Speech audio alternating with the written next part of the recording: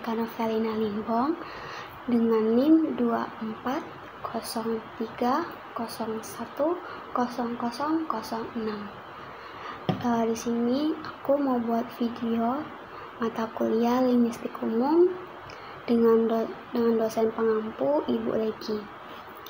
Jadi materi yang saya ambil itu adalah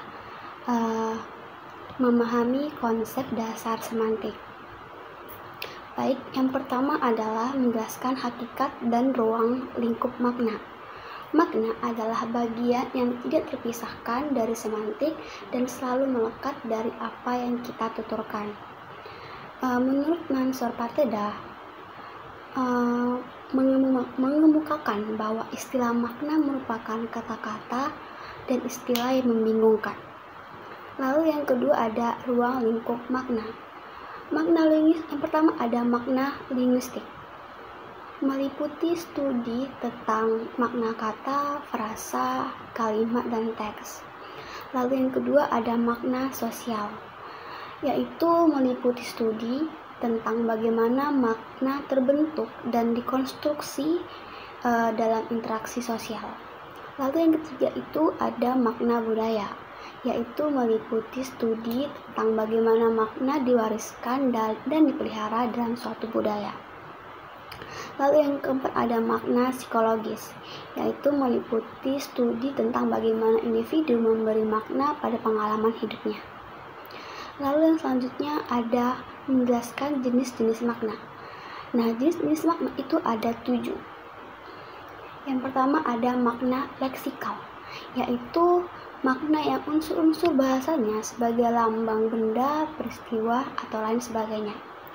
Lalu yang kedua ada makna gramatikal, yaitu makna yang baru ada kalau terjadi proses gramatikal seperti aplikasi, reduplikasi, dan juga komposisi. Lalu yang ketiga ada makna konseptual, yaitu makna yang dimiliki oleh sebuah leksem dari konteks atau asosiasi apapun. Lalu yang keempat ada makna kontekstual, yaitu makna sebuah kata yang berada dalam sebuah konteks. Lalu yang kelima ada makna denotatif, yaitu makna asli atau makna asal atau makna yang sebenarnya yang dimiliki oleh sebuah leksem. Lalu yang keenam itu ada makna asosiatif, yaitu makna yang dimiliki sebuah leksem atau kata berkenan dengan adanya hubungan. Lalu selanjutnya yang terakhir ada yang ketujuh itu makna konotatif, yaitu makna yang bersifat emosional, budaya, atau subjektif yang melekat pada suatu kata atau frasa. Lalu selanjutnya ada menjelaskan hakikat dan ruang lingkup relasi makna. Hakikat relasi makna adalah hubungan semantik yang terjadi antara satu kata dengan kata lainnya dalam suatu bahasa. Relasi ini mencakup bagaimana makna kata-kata tersebut saling terkait, baik sinonim, antonim, maupun dalam hubungan yang lebih kompleks.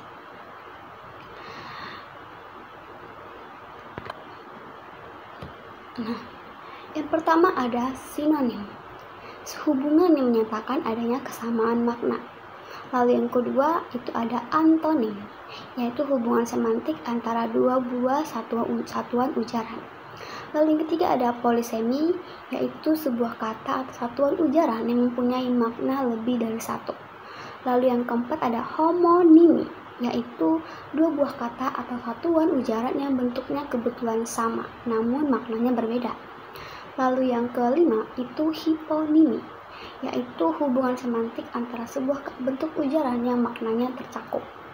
Lalu yang keenam itu ada ambiguity, yaitu ketaksaan, gejala yang terjadinya kegandaan makna akibat tafsiran gramatikal yang berbeda.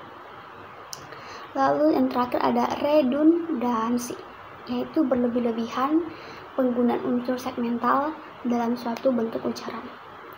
Lalu selanjutnya adalah menjelaskan perubahan makna. Secara sinkronis, makna kata atau leksem tidak akan berubah, tetapi secara diakronis ada kemungkinan dapat berubah. Dalam masa yang relatif singkat, makna sebuah kata akan tetap sama. Tetapi dalam waktu relatif sama, ada kemungkinan makna sebuah kata akan berubah. Perubahan makna disebabkan oleh berbagai faktor. Yang pertama itu perkembangan dalam bidang ilmu dan teknologi. Lalu yang kedua itu adanya perkembangan sosial budaya. Yang ketiga, perkembangan pemakaian kata. Keempat, pertukaran tanggapan indera. Dan yang terakhir, kelima, adanya asosiasi. Lalu selanjutnya ada menjelaskan medan makna dan komponen makna. Yang pertama ada medan makna. Medan makna atau makna leksikal adalah seperangkat unsur leksikal yang maknanya saling berhubungan karena menggambarkan bagian dari bidang kebudayaan atau realitas dalam alam semesta tertentu. Sedangkan komponen makna adalah setiap kata, leksem atau butir leksikal tentu mempunyai makna. Makna yang dimiliki oleh setiap kata itu terdiri dari sejumlah komponen yang disebut komponen makna, yang membentuk keseluruhan makna kata itu. Sekian dari saya. Yang saya jelaskan tersebut barusan itu adalah konsep-konsep dasar dari semantik. Sekian dari saya, semoga apa yang saya jelaskan dapat bermanfaat bagi kita semua, dan mohon maaf bila ada kesalahan kata dari saya. Sekian, terima kasih, bye-bye.